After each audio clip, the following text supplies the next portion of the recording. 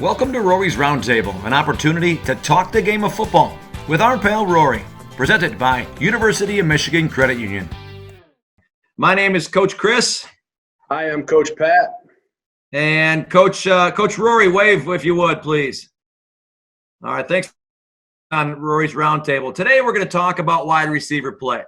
And what we're going to show you up on Roary's whiteboard are some of the things that you can learn on the whiteboard that in this case will coincide or be very similar to what you'll see on our Detroit Lions Football Education Virtual Training Hub. If you go to Detroit Lions Virtual Education Training Hub, you'll see some backyard football videos to be able to learn wide receiver play from, and that you can do in the backyard. You can do at the park when we're able to go to parks to be able to learn how to become a better wide receiver.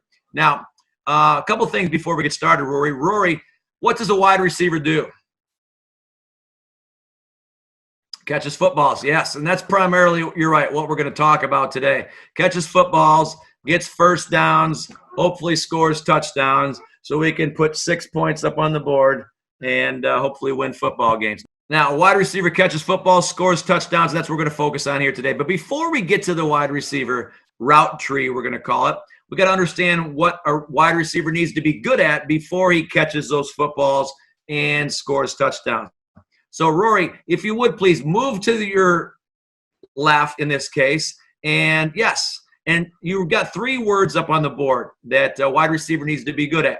The first is what we call the release, okay? The release is simply that first step a wide receiver takes after the ball is snapped.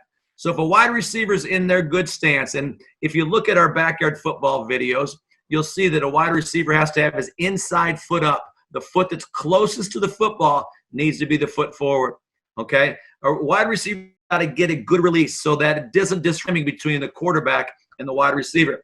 Got to be good at the release. The second part of wide receiver route running is what we call the stem, or that vertical push downfield. This route tree that we're going to teach you here in a second is going to be such that a tree is typically straight, and the stem part of a wide receiver's route is typically got to be straight downfield. We always want to attack the toes of the defender because we as a wide receiver know where we're going to run based on the play that's called. The defensive back that's covering us doesn't know that, so we have the advantage. So we've got to be good on our vertical stem. And the last part, which is really, really important, is what Roary's got written down there called the break point. That's the place where you change direction in your route to create separation from your defender. And that will typically allow that quarterback to get the ball to you so you can catch it, get those first downs, and those touchdowns. You got to be good at all 3 of those areas before you get football. All right, Roary, let's get to our route tree, okay? Now, a wide receiver route tree consists of a number of different routes. And if you go to our backyard football drills on our virtual training hub, you'll see that we've run some different drills in the backyard, okay? And we're going to teach you some of those drills right here. Now, this route tree, here's how you want to remember these routes. All the routes that are running away from the ball or to the outside, those are all going to be named with an odd number, okay? All those routes that run in towards the football are going to be named with an even number, okay? It will help you learn the route tree fairly easily. Okay, the first route we're going to run is what we call the one route, or we call the out route. Okay? All right, here's what we're going to do. And you're going to pretend like you're going to have that wide receiver go to a 5-yard break point. 5 yards downfield is where you're going to make your cut. And then you're going to run out towards the sideline, away from the football, okay? That's the out route, okay? That's route number 1 in our route tree. Very good, Rory.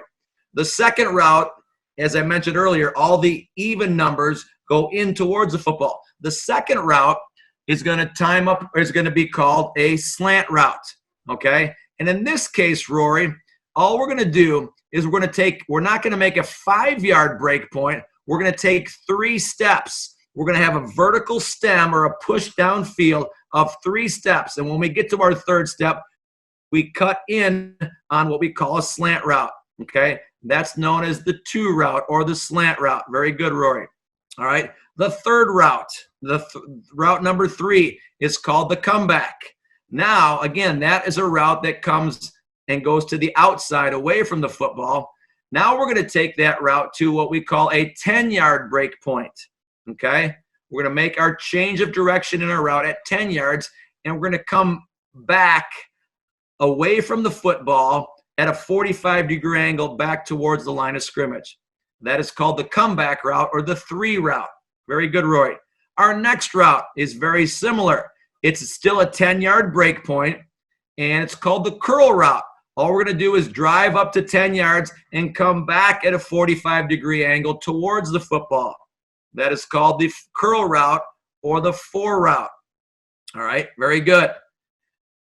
The 5th route in our route tree is called the out route. Now, still with a 10-yard break point, we're going to just simply run a deeper out than we did when we ran the number 1 route, okay? We call this a deep out at about 10 yards. Now, these depths might vary based on how far your quarterback can throw or how old you are. It's going to depend on the age and stage of development you are in learning the game of football. Okay, good. That's the deep out, Rory. That's the 5 route, okay? The 6 route or the dig route is simply, or a square in route. What we're going to do is take that 10-yard break point and come right across the middle of the field. That's called the dig route or the square in route or the 6 route. Okay, very good. There's only 3 more routes to go, Rory. One of them, 3. Yes, exactly, 3. The next route is the 7 route. We call it the corner route. We're going to run towards the corner of the end zone, the back corner of the end zone. That's our aiming point. So if you think about your football field this fall, you'll see that back pylon, the back flag in the back corner of the. That's where we want to run the corner route or the 7. All right. The next route, Rory, is the 8 route, or we're going to come inside and we're going to run to the post, the goal post. All right. The post of the 8 route. And the last route in our route tree is kids' favorite all the time. They just want to go deep. The Hail Mary, the bomb, the go route, the fade route, whatever it is, they just want to go towards the end zone. We call that the 9 route. And so those are the 9 routes that we're going to introduce to you in our route tree. Again, all the odd number routes go to the outside away from the football. All the even number routes go inside towards the football.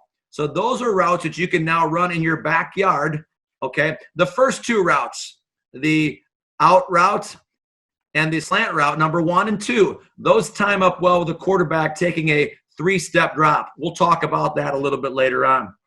Some of the other routes, the comeback route, number 3, the curl route, number 4, the deep out, number 5, the dig route, number 6, the corner route, number 7, and the post route, number 8, those all time up well with the quarterback taking a 5-step drop. Yes, Rory, 4 fingers again on 1 paw. So a 5-step drop from the quarterback. So you can work on those routes with your brother and sister in the backyard. More importantly, you can work timing and the footing that you on every single routes on those route trees. Now that route tree was done based on the wide receiver being to the right of the quarterback and the ball. You can also, we're not going to do it now, but you can also do it where the quarterback and the wide receiver are on the opposite side of the football. So you can do it from the left side as well. Again, same thing though. All the odd number routes are going out towards away from the football, and all the even number routes are going in towards the football.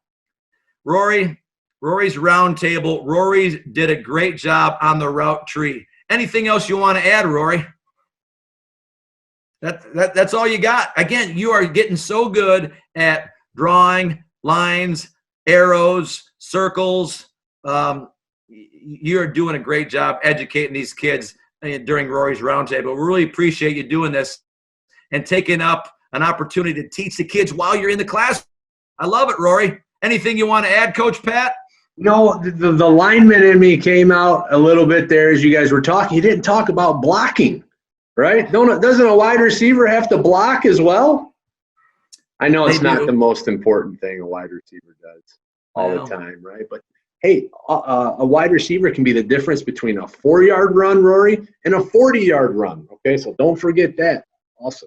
Okay, but we'll talk blocking later. Yeah, that's your more cup of tea right there, Pat.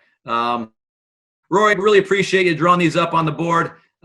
We appreciate you being a part of Rory's Roundtable. Again, my name is Coach Chris. I'm Coach Pat. And, on the bottom, that's Coach Rory. Thanks for being part of Rory's Roundtable. See you later, Rory.